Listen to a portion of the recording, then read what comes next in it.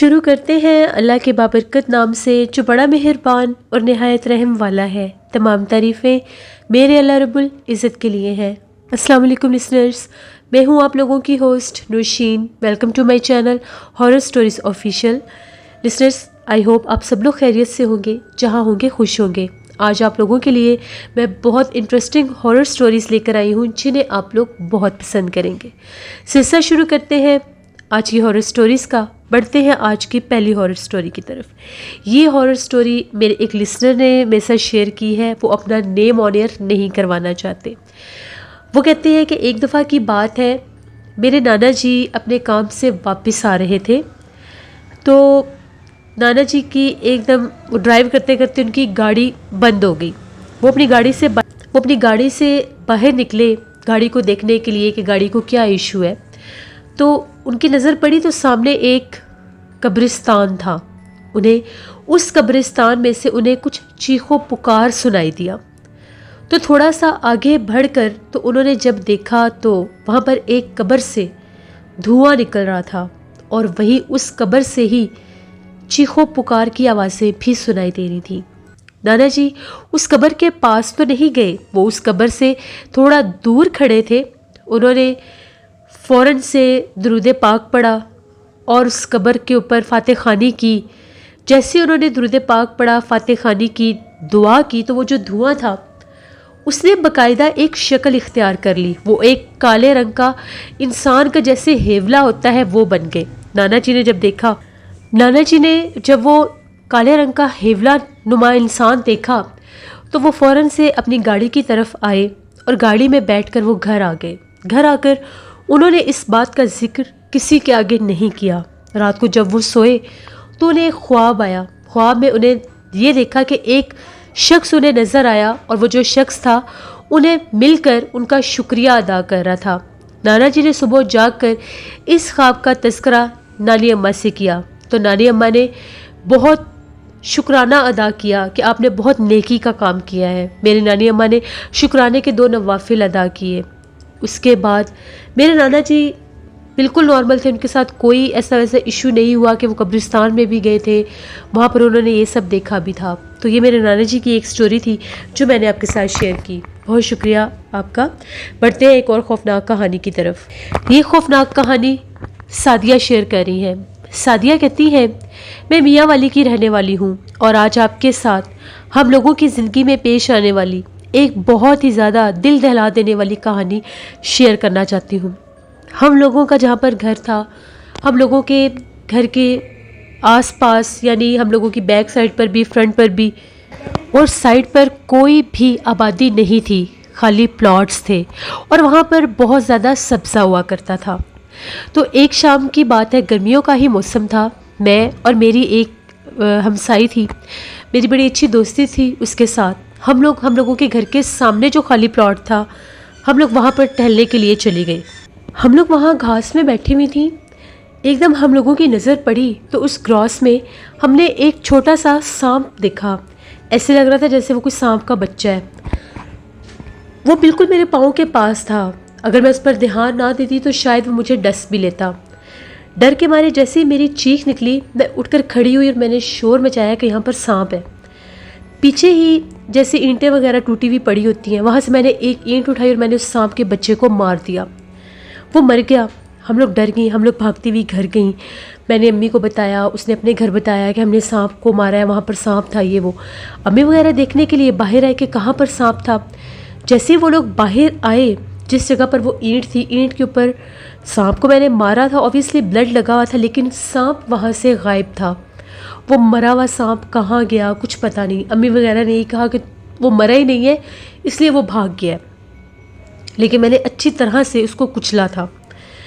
खैर, इसी खौफ में दोबारा तो हम लोग उस जगह पर गए ही नहीं। उसी शाम की बात है, हम लोग सारे बाहर सहन में ही सोते थे और हम लोगों का जो किचन था वो सहन के एक कॉर्नर में था। किचन का दरवाज़ा नहीं होता था, यानी मिट्टी का किचन था, 4 दीवारी भी थी, छत भी था, लेकिन दरवाज़ा नहीं था।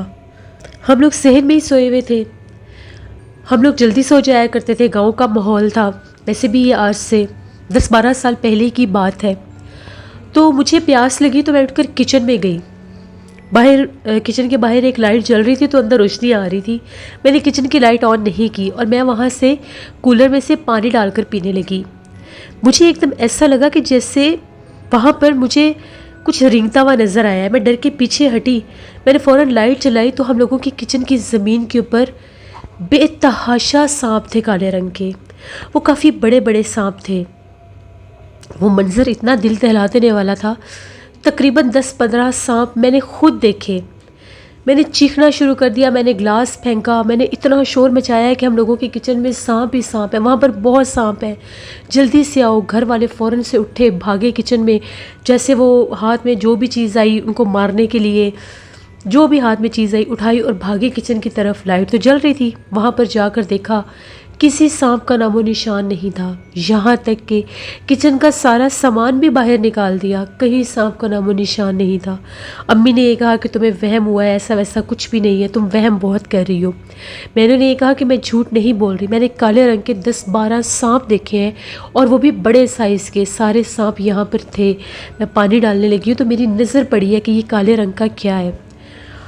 बहुत ज़्यादा मैं खौफज़दा थी कि पता नहीं ये क्या है क्या नहीं। मैंने अम्मी से कहा कि मुझे बाहर सहन में नहीं सोना, मैं कमरे में सोने लगी हूँ। अम्मी ने कहा कि ठीक है जाओ कमरे में सो जाओ। कमरे में जाके लेट गई। अच्छी खासी तसल्ली की सब ने, पूरा 1 घंटा लग गया। दोबारा सामान अंदर रखा, कहीं सांप का नामो निशान भी नहीं था। कमरे में आई तो आकर मैं बेड पर लेट गई, लाइट ऑफ़ कर दी, पंखा चल रहा था। थोड़ी देर के बाद मुझे ऐसा लगा कि जैसे मेरे हाथ के ऊपर कुछ जैसे कुछ गीला गीला सा कुछ मेरे हाथ के साथ टकराया। तो मैं तो पहले ही डरी हुई थी तो मेरी आंख खुल गई। मैंने देखा तो मुझे ऐसा लगा कि जैसे मेरे बेड के ऊपर भी वही काले रंग के सांप है।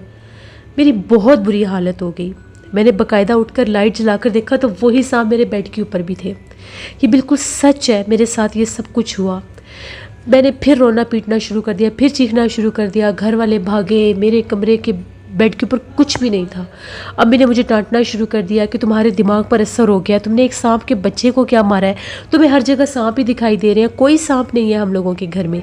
लेकिन मेरे ऊपर वो चीज़ बार बार अटैक कर रही थी। सारी रात मैंने बैठकर गुजारी। मैंने वज़ू किया, मैं जाए नमाज़ पर बैठ गई। जाए नमाज़ पर मुझे सुकून था, मैं नमाज़ पढ़ने लग गई। जैसे तहज्जुद के नवाफिल अदा करते हैं, तहज्जुद के नफल पढ़ने लगी। फजर की नमाज़ तक पढ़ ली। बड़ा सख्त मुझे बुखार हो गया। मेरी जो फ्रेंड थी उसकी भी तबीयत बहुत ज़्यादा ख़राब थी, उससे भी जगह जगह पर सांप दिखाई दे रहे थे। अब घर वाले भी परेशान कि पता नहीं क्या माजरा है, इसको हर जगह पर सांप ही सांप दिखाई दे रहे हैं। दिन के टाइम भी किसी कमरे में जाती है तो इसको सांप नज़र आ रहे हैं। वो दिन भी गुजर गया इसी सोच में, इसी ख्यालों में कि पता नहीं क्या होगा। मेडिसिन भी मुझे लेकर दी, मेरा बुखार नहीं उतर रहा था। मगरिब का टाइम था तो मेरी अम्मी किचन में थी और मेरी छोटी बहन जो थी वो नेबर की तरफ गई हुई थी। वही जो मेरी फ्रेंड जिसकी तबीयत ख़राब थी उसको देखने के लिए गई थी वो।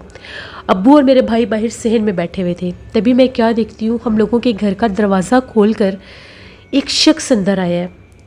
मैं उसको सामने देख रही हूँ, मैं कमरे में लेटी हुई हूँ। तो मैं बड़ी हैरान होती हूँ कि पता नहीं ये आदमी कौन है। ना इसको अब्बू ने देखा है ना भाई ने देखा है, और ये आदमी सीधा चलता हुआ मेरे कमरे की तरफ आ रहा है। उस आदमी का कद बहुत दराज था, काले रंग के उसने कपड़े पहने हुए थे, जैसे चेहरा ढका हुआ था। वो आदमी बाकायदा मेरे कमरे में आया, कमरे में आकर मेरी चारपाई के पास खड़ा हुआ। उस आदमी ने जैसे ही अपने चेहरे से वो कपड़ा हटाया, उसकी आंखें इस तरह से स्पार्क कर रही थी जैसे वाइट रोशनी है, और उसकी ज़ुबान ऐसी थी जैसे सांप की ज़ुबान होती है। चेहरे के नैन नक्श बाकी नज़र नहीं आ रहे थे। वो मुझे ये कहकर गया कि मैं तुम्हें मार दूंगा, तुमने मेरे बच्चे को मारा है। बस ये कहने की देर थी। मैंने फिर बहुत ऊंचा चीखना शुरू कर दिया। मेरी अम्मी भागती हुई आई, भाई अब्बू सब आ गए। मैंने ने ये कहा कि अभी एक आदमी आया है, आप लोगों के सामने आया है, वो दरवाज़ा खोल कर अंदर आया है। वो मुझे ये कह के गया है। उसकी ज़ुबान सांप की तरह थी, उसकी बहुत भारी आवाज़ थी। इन लोगों ने ये कहा कि इसके दिमाग पर असर हो गया है, बुखार इसके सर को चढ़ गया है, ये है वो है। लेकिन मेरा ही पता करने के लिए मेरी दादी अम्मा आई, उनका घर भी वहीं पर था। तो दादी अम्मा ने कहा कि ये झूठ नहीं बोल रही, इसके ऊपर जिन्नात का असर हो गया है। उन्हें ये शक था कि मैंने जिस सांप के बच्चे को मारा है वो सांप नहीं था, वो कुछ जिन्नात थे, ये उनका कहना था। उन्होंने ये कहा कि इसको फ़ौरन से किसी मौलवी साहब के पास लेकर जाओ कि ये घर में रखने वाली नहीं है, वरना वो जो भी मखलूक है इसको नुकसान देगी, क्योंकि इसको हर जगह पर जब सांप नज़र आ रहे हैं, बाकायदा इसको मखलूक नज़र आई है, तो इस चीज़ को इतना भी झूठ मत समझो। वो बड़ी थी, उनकी बात सब मानते थे। अम्मी, मेरे अब्बू और मेरी फुप्पो मुझे लेकर गांव के जो इमाम साहब थे उनके पास गए। उनका घर भी गांव में ही था। वो मुझे इमाम साहब के पास लेकर गए। वो दम भी किया करते थे और जिन्नात का इलाज भी करते थे। मुझे वहाँ पर लेकर गए, तो अभी मुझे वहाँ पर उनके घर लेकर अभी दाखिल ही हुए थे, तो इमाम साहब ने मुझे देखा और कहा कि इसके पीछे बहुत बड़ा साया है, वो इसके साथ चल कर आया, वो मेरे पीछे था।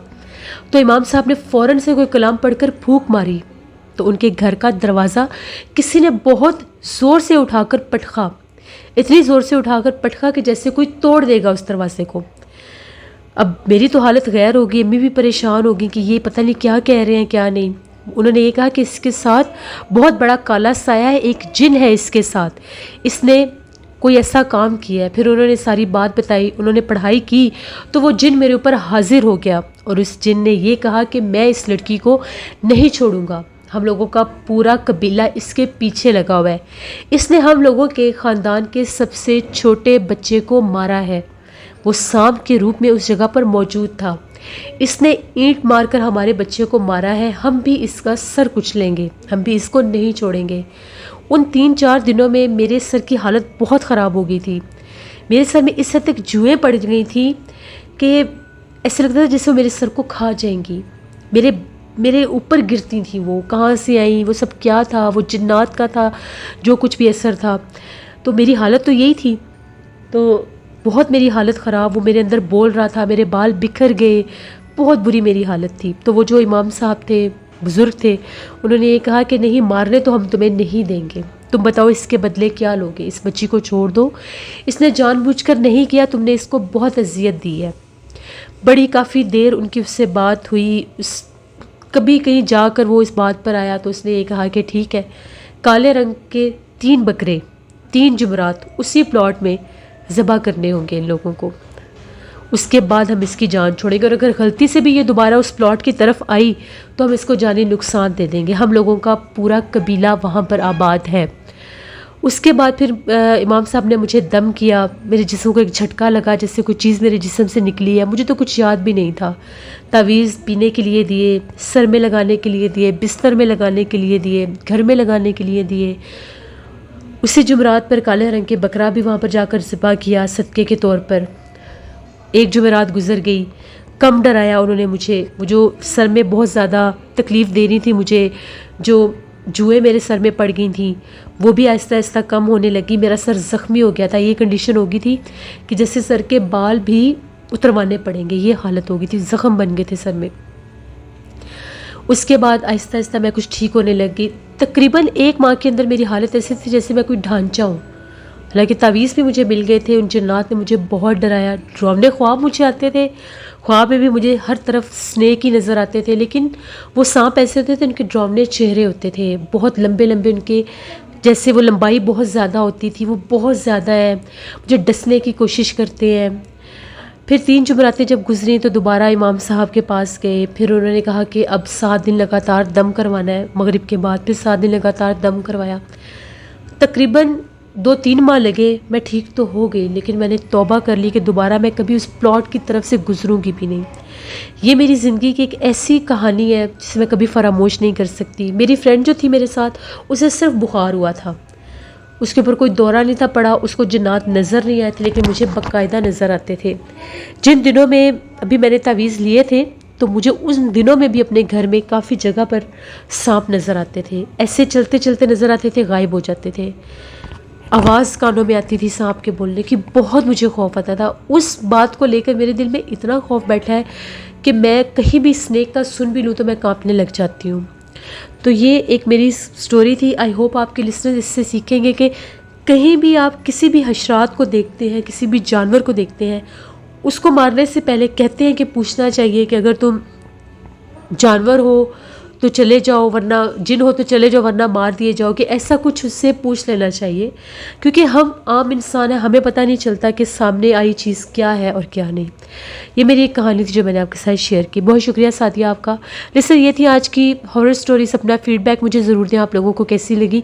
आप लोग भी अपनी हॉरर स्टोरीज शेयर कर सकते हैं डिस्क्रिप्शन बॉक्स में दिए गए ईमेल आईडी nosheer57@gmail.com पर। इसके अलावा आप लोग मुझे कमेंट बॉक्स में भी स्टोरी शेयर कर सकते हैं। इंशाल्लाह कल आप लोगों के साथ फिर मुलाकात होगी किसी नई खौफनाक कहानी में। और मेरे लिए दुआ करिएगा कि मेरे चैनल की मोनेटाइजेशन ऑन हो जाए। आप लोगों की सपोर्ट और दुआओं की मुझे ज़रूरत है। Thank you for watching. Stay tuned. Allah निगहबान।